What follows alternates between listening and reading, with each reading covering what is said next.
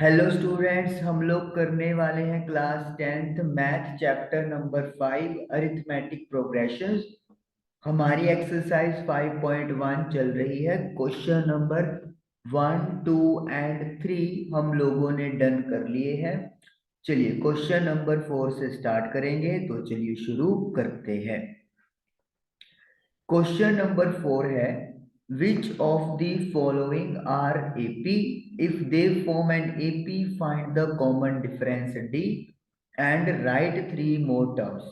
हमें कुछ सीक्वेंस दिए हुए हैं, तो हमें पहले ये पता करना है कि उनमें से कौन कौन से एपी हैं। अगर वो एपी हैं तो कॉमन डिफरेंस पता करनी है और 3 और टर्म्स फाइंड आउट करनी है। तो चलिए फर्स्ट से शुरू करते हैं। फर्स्ट मेरे पास सीक्वेंस है 2, 4, 8, 16 सो ऑन। तो पहले हम लोग कैलकुलेट करेंगे D1, जिसका फॉर्मूला है A2 माइनस A1। तो A2 सेकेंड टर्म है 4 और A1 है 2, तो 4 में से 2 माइनस करेंगे तो 2 आएगा। अब कैलकुलेट करेंगे D2, जिसका फॉर्मूला है A3 minus A2। 8 minus 4 is equal to 4। तो यहाँ पे देखिए जो D1 है वो D2 के इक्वल नहीं आया। और जैसे कि आपको पता है अगर सीक्वेंस में एक भी डिफरेंस अलग चला जाए तो फिर वो सीक्वेंस एपी नहीं होता। तो इसलिए जो D1 है वो D2 के इक्वल नहीं है, कॉमन डिफरेंस नहीं है सेम, इसलिए ये भी एक सीक्वेंस एपी नहीं है। अगर एपी नहीं है तो फिर आगे डी फाइंड नहीं हो सकता और ना ही 3 टर्म्स फाइंड हो सकती। तो पहला पार्ट जो है वो यहीं पे फिनिश हो गया। ओके, अब सेकंड सीक्वेंस जो लिखा हुआ है वो लिख रहे हैं 2 comma 5/2 comma 3 comma 7/2 dot dot dot. Okay, चलिए तो इसका आंसर करेंगे फाइंड आउट। पहले D1 निकालते हैं। A2 माइनस A1, 5/2 में से 2 माइनस करेंगे, 2 एलसीएम लेंगे तो 5 minus 4, it will be equal to 1/2। फिर D2 फाइंड करेंगे। A3 में से A2 माइनस करके 3 माइनस 5/2, 2 एलसीएम तो 6 माइनस 5, 1/2। तो देखिए D1 और D2 सेम आ गए, तो यानी कि हमें नेक्स्ट डिफरेंस भी पता करना है। लेकिन अगर ये सेम नहीं आते तो यहीं पे हम लोग रुक जाते। A4 माइनस A3, तो 2 एलसीएम आ जाएगा, 7 माइनस 6, अगेन 1/2। तो जितने हमें नंबर्स दिए हुए हैं डिफरेंस जो है वो सब में सेम आ रहा है। तो D1 is equal to D2 is equal to D3 is equal to 1/2। तो इसीलिए ये सीक्वेंस एक एपी है। तो ये एक सीक्वेंस एपी है और कॉमन डिफरेंस जो डी है वो 1/2 हो गया। अब उन्होंने बोला है कि 3 मोर टर्म्स भी फाइंड करें। तो जैसे ये मेरे पास 1 2 3 4 टर्म्स है, तो मुझे A5 अगर कैलकुलेट करनी है तो फोर्थ टर्म में डी ऐड कर देंगे। तो A4 की वैल्यू है 7/2, कॉमन डिफरेंस है 1/2, 2 एलसीएम आ जाएगा, 7 plus 1 that is equal to 8/2, cutting करने के बाद 4 बन जाएगा। फिर A6 जो कैसे कैलकुलेट होगा, A5 में D प्लस करके। A5 की वैल्यू 4 है, D की वैल्यू 1/2 है, 2 एलसीएम ले लेंगे तो 8 plus 1 that is equal to 9/2। और तीसरी टर्म मतलब सेवंथ टर्म निकाल लेंगे। A6 की वैल्यू है 9/2, कॉमन डिफरेंस 1/2 है, तो 9 प्लस 1, 10 डिवाइडेड बाई 2, कटिंग करके ये 5 आ जाएगा। तो हम लोग देख रहे हैं कि हमने नेक्स्ट 3 टर्म्स फाइंड कर ली हैं और इस तरीके से हमारा सेकंड पार्ट कंप्लीट हुआ। इसको आप क्लियर करेंगे। थर्ड सीक्वेंस और फोर्थ सीक्वेंस भी हमारे पास ऐसे ही है, तो हम लोग एक पार्ट इसमें से थर्ड सीक्वेंस करेंगे। -3/2 -3.2 -5.2 -7.2 सो ऑन। चलिए सबसे पहले D1 कैलकुलेट करेंगे A2 -A1 करने पर। तो A2 माइनस का 3/2 माइनस A1 की वैल्यू है माइनस का 1.2 -3.2 माइनस माइनस प्लस 1.2। तो जब 3.2 में से 1.2 माइनस करेंगे तो इट विल बी माइनस का 2.0। ये सिंपली हम लोग 2 भी लिख सकते हैं नेगेटिव का। फिर निकालेंगे D2 जिसका फॉर्मूला है A3 -A2। A3 की वैल्यू है माइनस का 5.2 माइनस A2 की वैल्यू है -3.2। माइनस माइनस प्लस होता है, तो -5.2 प्लस 3.2 माइनस का 2.0। D1 और D2 सेम है, तो यानी कि D3 पे भी चलेंगे हम लोग। A4 minus A3। A4 की वैल्यू है माइनस का 7.2 और A3 की वैल्यू है माइनस का 5.2। तो माइनस माइनस प्लस 5.2 माइनस करेंगे माइनस का 2.0। तो D1 D2 और D3 आप देख सकते हो तीनों सेम है, तो यानी कि ये सीक्वेंस एक AP है। तो ये सीक्वेंस एक AP है और हम लोगों को कॉमन डिफरेंस यहाँ पे मिल गया है माइनस का 2.0 लिख सकते हैं। तो अब हम लोग नेक्स्ट 3 टर्म्स यहाँ पे फाइंड करेंगे। तो फर्स्ट हम लोग A5 फाइंड कर लेंगे जिसमें A4 में D ऐड होगा। तो A4 की वैल्यू है माइनस का 7.2, D की वैल्यू है माइनस का 2.0। प्लस माइनस माइनस, तो दोनों नंबर नेगेटिव हैं तो ऐड होके माइनस का 9.2 बन जाएगा। फिर A6 कैलकुलेट करेंगे A5 में D ऐड करके। तो A5 की वैल्यू माइनस का 9.2, difference is minus 2.0, plus minus minus, तो नंबर नेगेटिव के हैं तो 11.2 हो गया with negative sign. Then A7 जिसमें सिक्स्थ टर्म में D ऐड कर देंगे, तो -11.2, D की वैल्यू -2, तो -2, 2.0 कह लो या 2 कह ले, माइनस का 13.2। तो इस तरीके से हमारा जो सीक्वेंस है वो नेक्स्ट टर्म्स 3 टर्म्स जो हमने फाइंड कर ली। ओके, फोर्थ टर्म बिल्कुल सेम सीक्वेंस है, तो आप ये खुद ट्राई कर सकते हैं। डाउट हुआ तो कमेंट में आप लिख दें।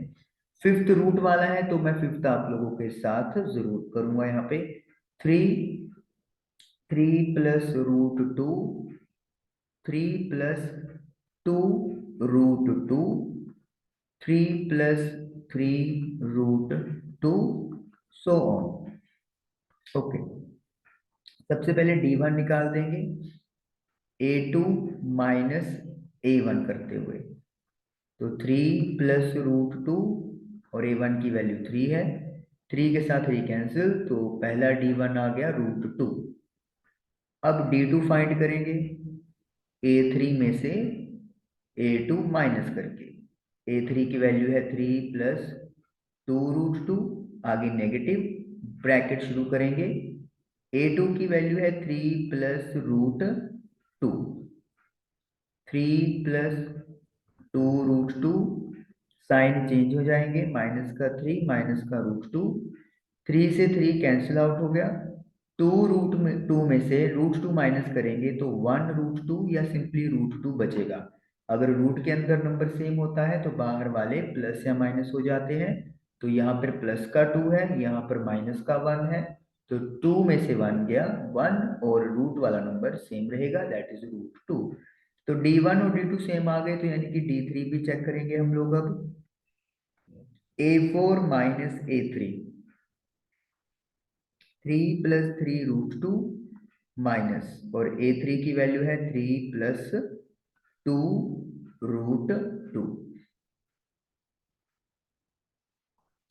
साइन चेंज होगा तो ये माइनस का 3 माइनस प्लस माइनस 2 √2, 3 से 3 कैंसिल आउट हो गया, तो इधर पॉजिटिव 3 है, इधर माइनस का 2 है, 3 में से 2 गया 1, और √2 एज इट इज। तो यू कैन क्लियरली सी कि D1 D2 और D3 ये तीनों डिफरेंस सेम आ गए। तो मतलब क्या है कि ये सीक्वेंस एक एपी है, और अगर ये सीक्वेंस एपी है तो कॉमन डिफरेंस हमारे पास √2 आ गया। अब हम लोग A5 नेक्स्ट 3 टर्म्स निकालेंगे। A5 is equal to A4 plus D।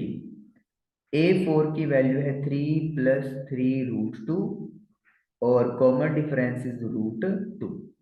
3 का 3 लिखें, √2 के साथ 3 लगा हुआ है, इधर √2 के साथ 1 लगा हुआ है। तो अगर रूट के अंदर नंबर सेम है तो बाहर वाले प्लस माइनस हो सकते हैं। तो 3 + 1 दैट इज 4 √2। अब A6 कैलकुलेट कर सकते हैं हम लोग A5 में D ऐड करके। A5 की वैल्यू आई है 3 + 4 √2, और D है हमारे पास √2। तो वही चीज रूट के अंदर नंबर सेम है तो बाहर वाले प्लस या माइनस हो सकते हैं, तो 5 √2 आ जाएगा। नेक्स्ट टर्म के लिए सिक्स्थ में D ऐड कर देंगे, 3 + 5 √2 +√2, तो ये आपके पास 6 √2 बन जाएगा, 3 + 6 √2। इस तरीके से पार्ट नंबर 5 हम लोगों का इजीली डन हुआ। ओके उसके बाद पार्ट नंबर 6 भी सेम है, आप लोग सेल्फ ट्राई कर सकते हो। पार्ट नंबर 7 भी इजी वन है, कोई इसमें प्रॉब्लम नहीं है। पार्ट नंबर 8 भी इजी है, इसमें जो डिफरेंस है वो 0 आएगा, 1/2 1/2 माइनस के हैं सभी, कोई चेंज नहीं हो रहा टर्म में, तो डिफरेंस D 0 आएगा, तो ये भी एक एपी है। अगर कॉमन डिफरेंस 0 होता है तो ये तो भी ये एक एपी होती है। ओके उसके बाद नाइन्थ पार्ट भी मतलब you can do by yourself, easy one है। 10th पार्ट भी है तो इजी, लेकिन चलिए मैं करवा देता हूँ, वैसे तो सारे ही फिर मैं आपको कह दूंगा कि खुद कर ले, फिर फायदा क्या हुआ। A 2A 3A 4A so on. चलिए करते हैं स्टार्ट इसको सोल्व करना। तो पहले हम लोग निकालेंगे D1 A2 में से A1 को माइनस करके। A2 की वैल्यू है 2A और A1 है A, तो 2A में से 1 ने माइनस करेंगे A आ जाएगा। फिर निकालेंगे D2 A3 में से A2 माइनस करके, तो 3A माइनस 2A, 3 में से 2 गया 1 है, तो 1 × A 1A। फिर निकालेंगे D3 A4 में से A3 माइनस करके, तो 4A माइनस 3A, तो 4 - 3 1 है। तो वी कैन क्लियरली सी कि जो कॉमन डिफरेंस है वो सब में सेम आ रहा है, तो ये एक एपी है, और जो कॉमन डिफरेंस है वो स्मॉल a आ गया।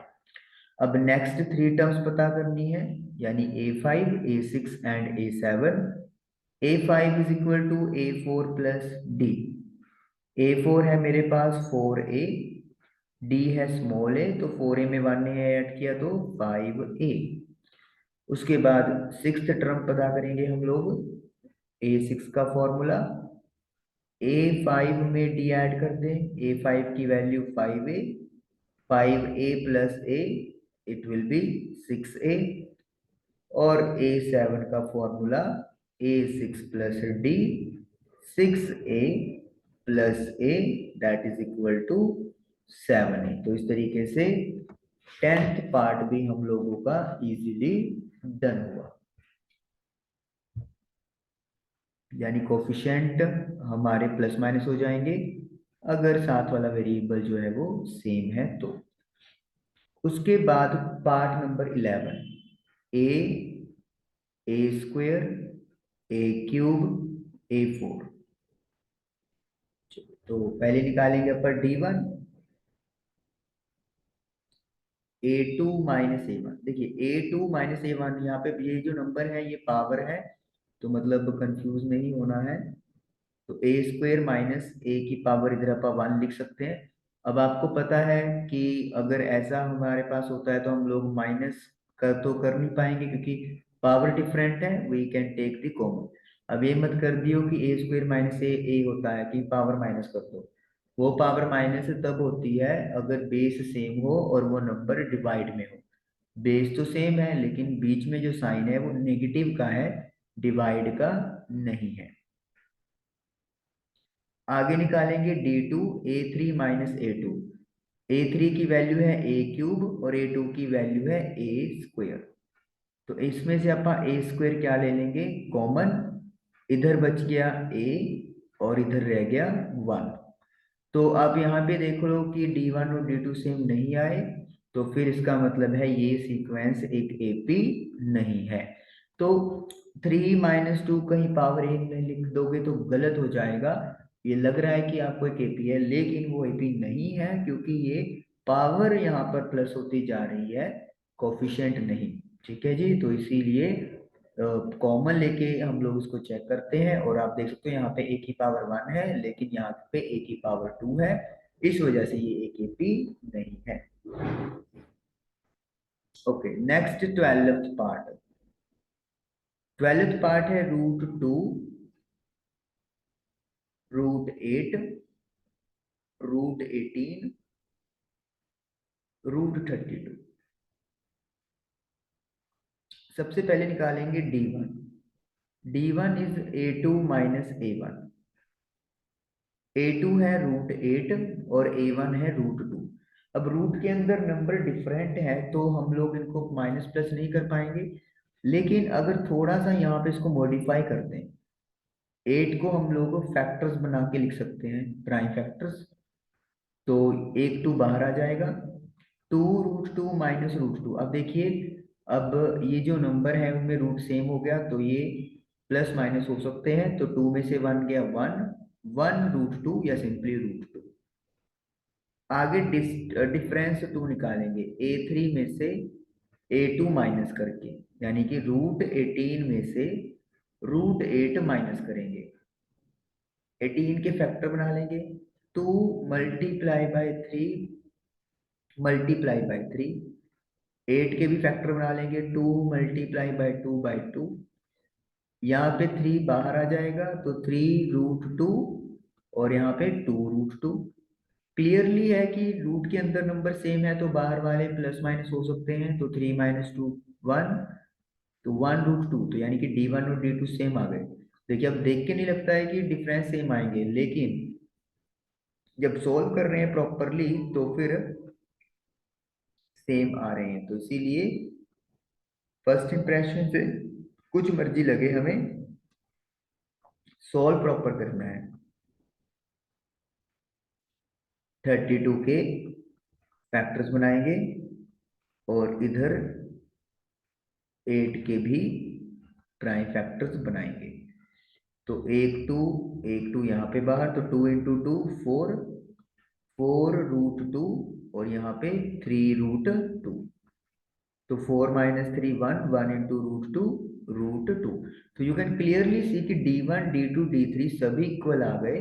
तो इसका मतलब क्या है, ये सीक्वेंस एक एपी हो गया है और कॉमन डिफरेंस इज √2। तो जैसे मैंने पहले बताया, देखने से नहीं लग रहा है लेकिन सॉल्व करने पे प्रॉपरली ये केपी बन गई है। अब नेक्स्ट 3 टर्म्स पता कर सकते हैं इजीली। A5 निकालने के लिए A4 में D ऐड करेंगे। A4 है मेरे पास √32 और कॉमन डिफरेंस है √2। यहाँ पे देखिए अब ये ऐड तो हो नहीं पाएंगे, रूट के अंदर नंबर डिफरेंट है, लेकिन 32 को अपन क्या लिख सकते हैं, 32 को अपन लिख सकते हैं 4√2। तो 4√2 प्लस 5 √2, तो अब इनका प्लस हो जाएगा एंड इट विल बिकम 5√2। अगर मुझे 5 अंदर लेके जाना है तो मुझे क्या करना पड़ेगा, रूट के अंदर 5 को 2 बार लिखना पड़ेगा, तो ये बन जाएगा √50। तो अगर रूट से बाहर लेके आना है तो रूट के अंदर 2 बार लिखना होता है, तो अगर रूट के अंदर लेके जाना है तो वही रूल यहाँ पर भी रिवर्स में अप्लाई हो जाएगा, एप्लीकेबल। तो A5 आ गया √50। A6 कैसे निकलेगा, A5 में D ऐड करके। A5 की वैल्यू आई है √50 और D है √2। √50 को हम लोग क्या लिख सकते हैं, 5√2, तभी प्रॉपर प्लस होगा। 5√2 में √2 ऐड होके 6√2 बन जाएगा। 6 को अगर अंदर लेके जाएंगे तो 6 को 2 बार मल्टीप्लाई करेंगे, दैट इज 36, और जो 2 है वो पहले से ही अंदर है, तो √72 बन गया।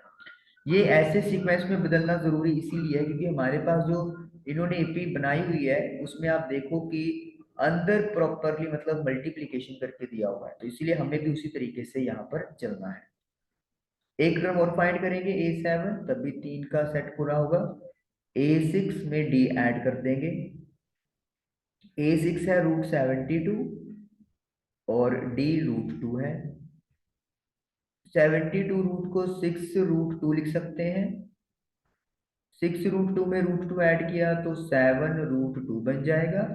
7 का स्क्वायर 49, 49 इंटू 2 98। तो इस तरीके से हमारा जो तीन टर्म्स हैं √50, √72 एंड √98 आंसर आ गया। यही हमने फाइंड आउट करना था। नेक्स्ट 13th भी मेरे पास रूट वाला है, √3, √6, √9, √12। चलिए पहले D1 निकालेंगे। ये लग रहा है कि आपको एपी है क्योंकि आपको लगा 3 + 3 6, 6 + 3 9, 9 + 3 12, लेकिन रूट वाले नंबर तभी प्लस माइनस होते हैं जब रूट के अंदर नंबर सेम होता है, तो ये ऐसे प्लस माइनस इनवैलिड है। तो A2 - A1 करेंगे। A2 की वैल्यू √3 है, A1 की वैल्यू √3 है, √6 है A2 की वैल्यू और A1 की वैल्यू √3 है। √6 को आप √2 मल्टीप्लाई बाय √3 लिख सकते हैं। √3 कॉमन ले लें तो ये रह जाएगा √2 - 1। ये D1 आया है। अब निकालेंगे D2 जिसका फॉर्मूला है A3 - A2। A3 है √9 और A2 है √6। √9 को √3 मल्टीप्लाई बाय √3 लिख देंगे और √6 को √2 मल्टीप्लाई बाय √3 लिख लेंगे।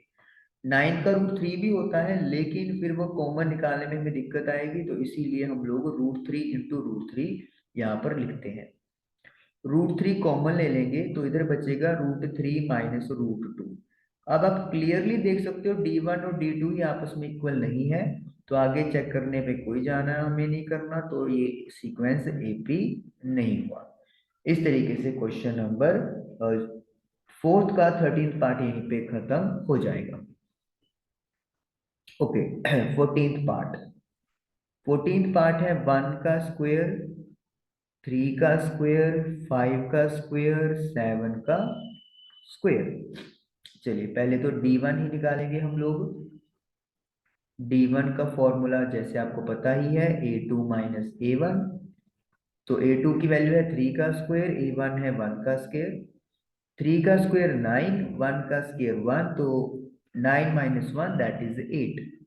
D2 A3 - A2। A3 है 5 का स्क्वायर, A2 है 3 का स्क्वायर।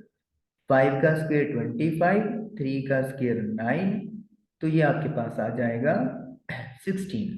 अब D1 और D2 इक्वल नहीं आए तो आगे जाने का कोई फायदा नहीं है, तो इसीलिए ये सीक्वेंस एक एपी नहीं है। ओके तो अब चलते हैं हम लोग 15th पार्ट की तरफ। This is the last part of this question as well as this exercise. 1 का स्क्वायर, 5 का स्क्वायर, 7 का स्क्वायर 73। देख के आपको लग रहा होगा कि ये भी एक एपी नहीं बनेगा, पर फर्स्ट इंप्रेशन देख के नहीं जजमेंट करनी, पूरा केस छानबीन करेंगे। A2 माइनस A1, 5 का स्क्वायर 25, 1 का स्क्वायर 1, तो 25 में से 1 गया 24।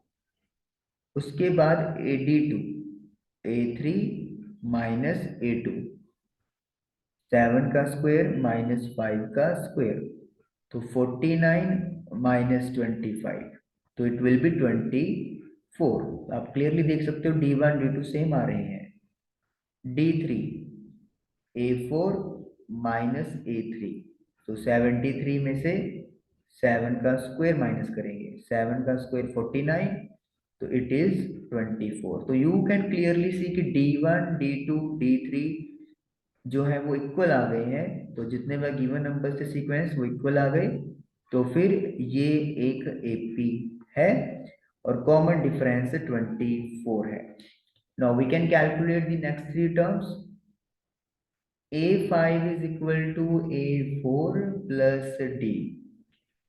A4 की वैल्यू 73 है, कॉमन डिफरेंस 24 है, तो ऐड करेंगे तो 97 आएगा।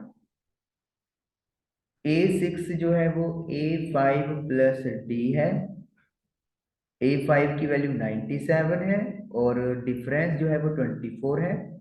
This is 121। अब देखिए 121 को हम लोग 11 का स्क्वायर लिख देंगे, क्योंकि जिन नंबर्स को स्क्वायर की फॉर्म में लिख सकते हैं वो स्क्वायर की फॉर्म में लिखा हुआ है, जिनको नहीं लिख सकते उनको एज इट इज लिख दिया। 97 तो स्क्वायर की फॉर्म में नहीं आ सकता, लेकिन 121 आ सकता है, तो इसीलिए हम 121 को क्या लिख देंगे, 11 का स्क्वायर लिख देंगे। A7 A6 में D ऐड करेंगे, A6 की वैल्यू 121 है, डिफरेंस 24 है, तो ऐड करके 145 आ जाएगा। इस तरीके से हम लोगों के ये तीन टर्म्स जो है वो फाइंड आउट हो जाएंगे। तो ये हमारे पास जो फाइंड करना था वो डन हो गया। तो एक्सरसाइज 5.1 हमारी आज कंप्लीट हुई। आई होप आपको समझ में आई होगी। सेल्फ प्रैक्टिस और रिवीजन जरूरी है, तभी चीजें पक्की होंगी, और इसको जरूर करना है आपने। और अपनी पढ़ाई अच्छे तरीके से करें, एग्जाम्स आ रहे हैं तो मतलब और ज्यादा अच्छे से मेहनत करें। तो मिलेंगे आपसे नेक्स्ट सेशन में, तब तक के लिए हंसते रहिए, मुस्कुराते रहिए, खेलते रहिए और पढ़ाई करते रहिए, क्योंकि जरूरी है। Thank you for watching the video.